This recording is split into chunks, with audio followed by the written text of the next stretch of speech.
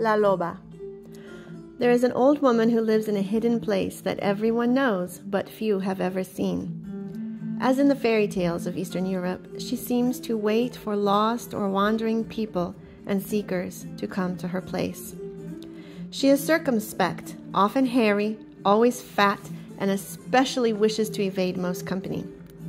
She is both a crower and a cackler, generally having more animal sounds than human ones.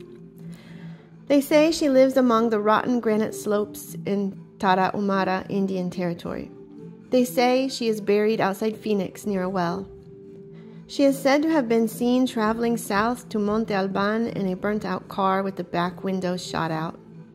She is said to stand by the highway near El Paso, or ride shotgun with truckers to Morelia, Mexico, or that she has been sighted walking to market above Oaxaca, with strangely formed boughs of firewood on her back. She is called by many names: La Huesera, Bone Woman, La Trapera, the Gatherer, and La Loba, Wolf Woman. The sole work of La Loba is the collecting of bones. She is known to collect and preserve especially that which is in danger of being lost to the world. Her cave is filled with the bones of all manner of desert creatures: the deer, the rattlesnake, the crow. But her specialty is said to be wolves. She creeps and crawls and sifts through the montañas, mountains, and arroyos, dry riverbeds, looking for wolf bones. And when she has assembled an entire skeleton, when the last bone is in place and the beautiful white sculpture of the creature is laid out before her, she sits by the fire and thinks about what song she will sing.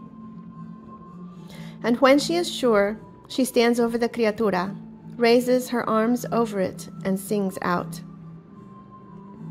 That is when the rib bones and leg bones of the wolf begin to flesh out and the creature becomes furred.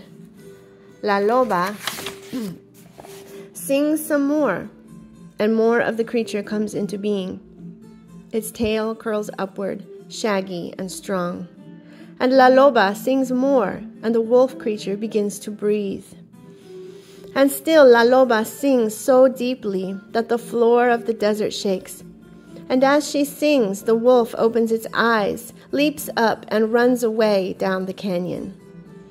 Somewhere in its running, whether by the speed of its running, or by splashing its way into a river, or by way of a ray of sunlight or moonlight hitting it right in the side, the wolf is suddenly transformed into a laughing woman who runs free toward the horizon.